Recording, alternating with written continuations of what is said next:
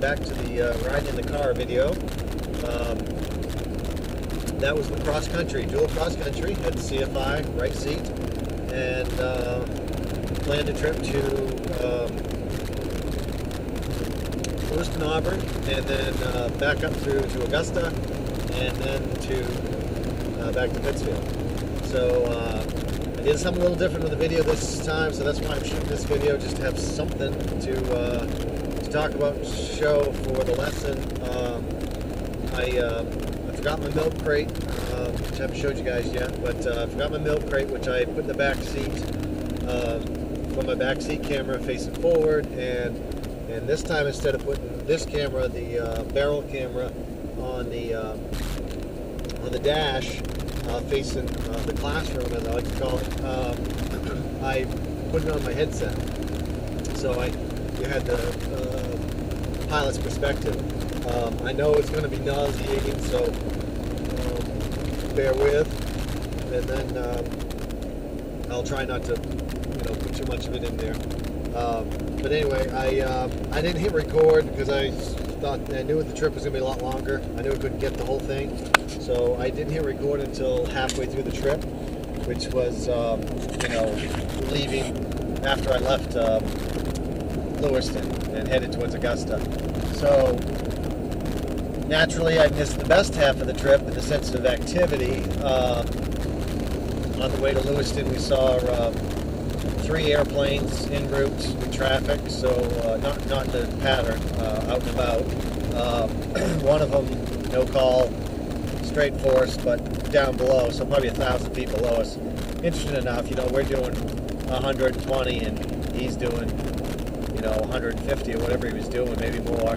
So it comes fast. But anyway, it's neat to see. And then there was other traffic, another one coming off a runway in Augusta. And he called that traffic, actually cut right out towards us and went underneath us and then headed back. It was a dual prop, so he had plenty of get up and go, and took off in front of us and definitely outran us. So, and then the third was actually entering Lewiston.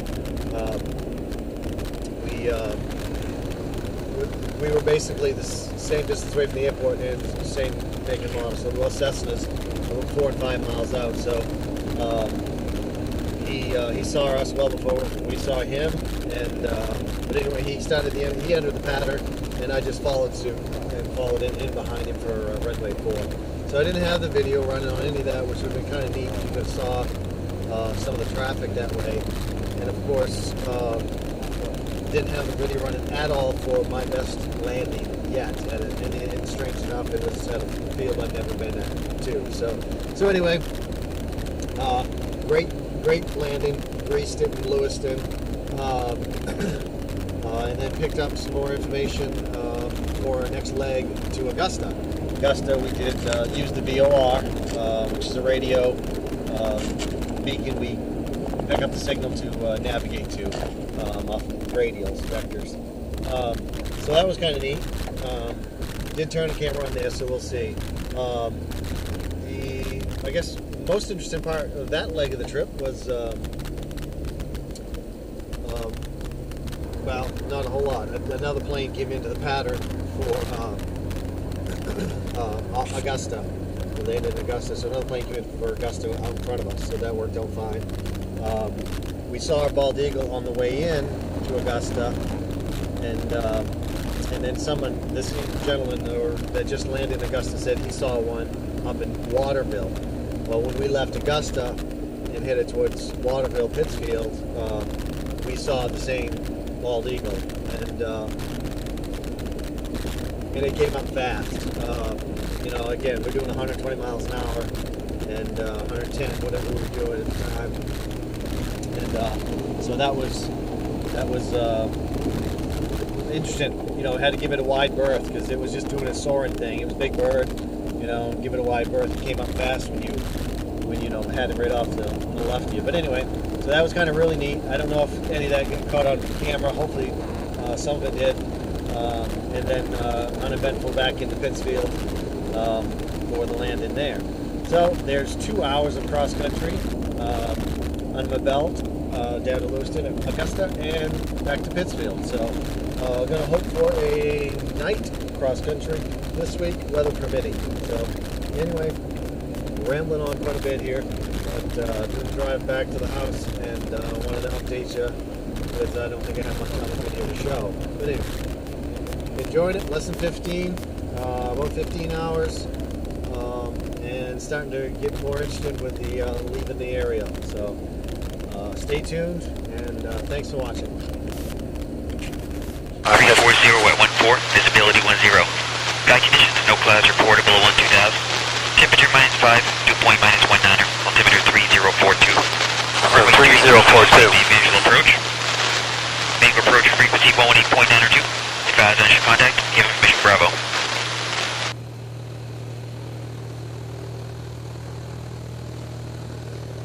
Yeah, I gotta just pull over right here and go to the bathroom just for a minute. Yeah. That's the main spot. Me too. Right. Oh, that radio talk made me thirsty, so I drank too much.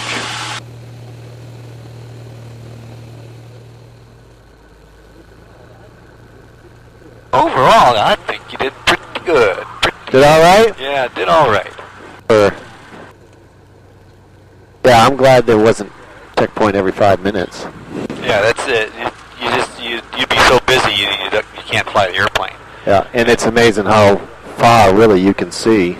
Right, so it's always better to look way out. If you can see some prominent landmark out there and say, oh, there it is on the chart, and then watch it go by, you're always staying way ahead of the airplane.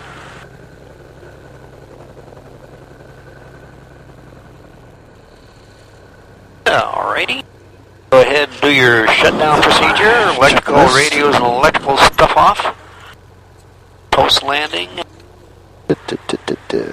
After landing, you shall adjust your mixture, your carb heat, and your transponder. Off. And then your strobes and landing lights can go off. And avionics and navigation. This power button was somewhere weird. Okay. Oh, and radio off. Your ignition off.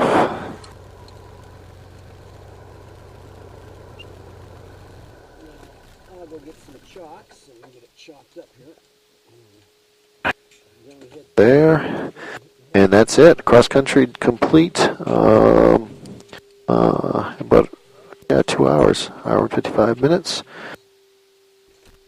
And that'll do it for this. Lesson 15. Thanks for playing. It's my field switch and my master.